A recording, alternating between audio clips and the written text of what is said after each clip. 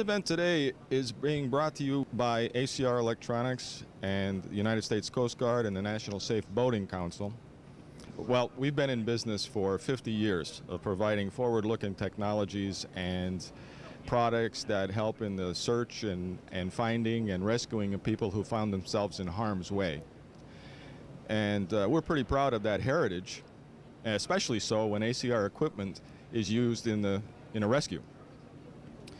Now, being a part of the industry means more than just providing products and services. It's incumbent upon all of us to make sure that people are properly educated and trained, understand the need for preparation and the use of best practices before a rescue even occurs.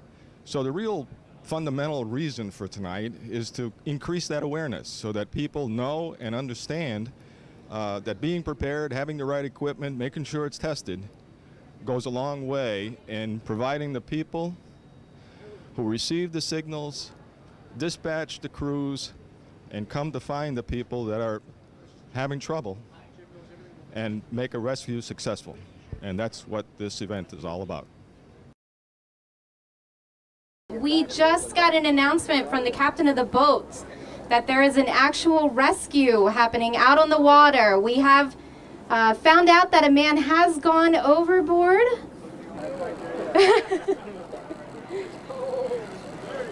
Man overboard!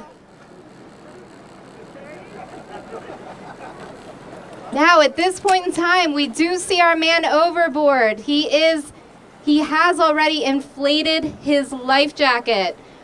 First and foremost, we must remember that anytime we go out boating, we must be prepared beforehand. That means wearing our life jacket, having our EPIRB ready to go, filing a float plan, among other things.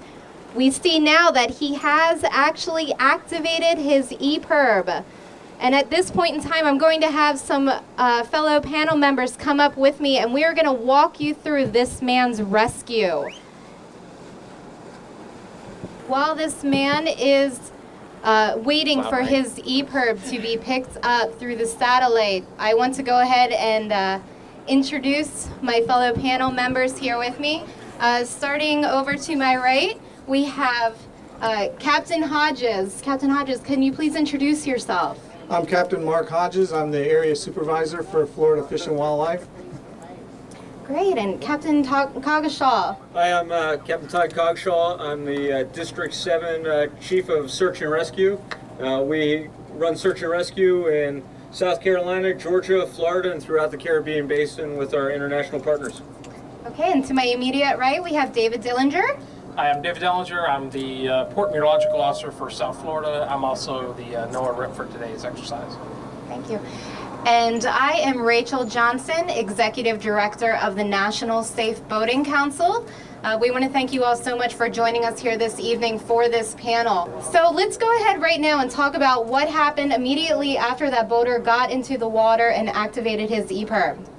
Well, from the NOAA side, once he activated the EPIRB, it's about 7 minutes it takes for us to receive the satellite data. Actually, the satellite data is pretty immediate. If it's a polar orbiting satellite, we're getting the data. The Doppler is triangulating its position. If there's a GPS signal embedded into the EPIRB, it's almost immediately we get his exact position, and we're actually feeding that to the command center, to the Coast Guard, almost immediately. But the total triangulation, if there's no GPS signal, it takes about 7 minutes for us to get the signal, resolve its position, and get that information to the Coast Guard, and for them to start responding with their assets. They make the call whether it's their assets or first responder assets. If there's not a polar orbiting satellite over top, there's a geostationary satellites. They're about 23,000 miles in space. Those are a little bit harder for us to triangulate. If there's a GPS signal embedded in the EPIRB, then obviously we can get that position fairly quickly. If not, then it takes a little bit more time for us to try to triangulate that position. So once the Mission Control Center gets that information from the satellite and passes it to the Rescue Coordination Center, which is the 7th District, is one of those rescue coordination centers. Then the detective work begins. And depending on what the person's done with that EPIRB when they bought it, identifies, just how much detective work we have to do. If they just bought the EPIRB and put it on their boat and it didn't do anything else, we might have a position, but it might be unlocated. So if it's unlocated and unregistered, we don't have anything to go on. We don't know basically where to go look. That's key. If the person has registered their EPIRB and kept it up to date as they moved or the boat sold or whatnot, now we've got information that's got points of contact that we can reach out to identify, the home port of the vessel, who's on the vessel. We can call them and say, hey, yes, my husband or my wife and kids are out on the water today. That raises our apprehension level. We treat every EPIRB that we get from the Mission Command Center as a mayday. So with that, we start trying to identify whether or not there's an actual distress. We put out an urgent marine information broadcast to the general boating community. Like in this case, about now we put out an urgent marine information broadcast from Sector Miami that would cover Biscayne Bay here. And we have all these recreational boaters moving around. Our interagency partners are listening to the frequency, and people can start being on the lookout for the boater in distress. If we've got good information and we've got a good location and we think we know where to look and we need to move quickly, our watch standers will call out to Coast Guard Air Station Miami or one of our other air stations if it's outside of this area, and start to brief the crew on the location of the distress, the type of vessel. If it's fully registered, we'll even pull up Google Images and see if we can get a picture of the vessel, so we know where we're going. After the crew does their operational risk assessment, this can be happening at night, bad weather. Emergencies don't always happen on nights like this, unfortunately.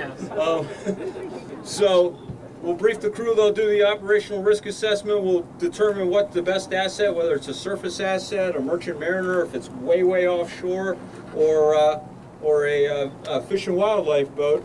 And then the aircraft will come in, and they've got a homer on board the aircraft that they can monitor the channel. Try and get a point on this.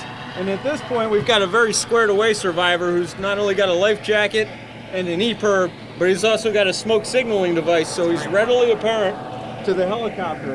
So the helicopter will come by, identify the survivor, and then they'll either enter an orbit or come down a little bit lower to determine whether or not they're in distress. And at this part, since we're in Biscayne Bay and there's lots of boats around and Fish and Wildlife on scene, more than likely they're going to get on the radio and call Fish and Wildlife. Right.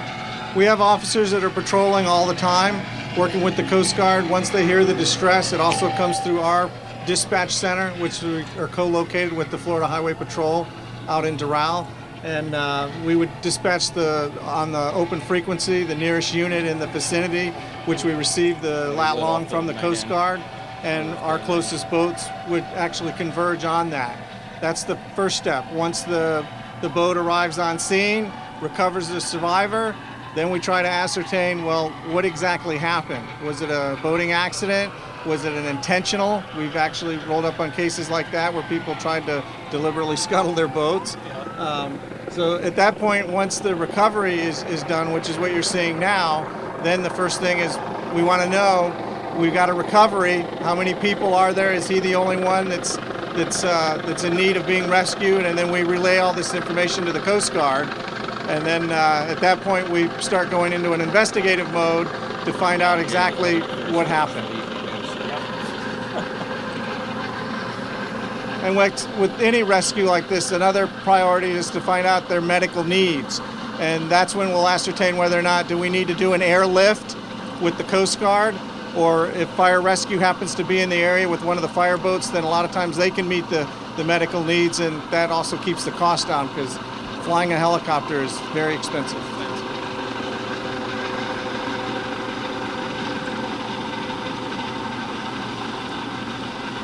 All right, safely aboard.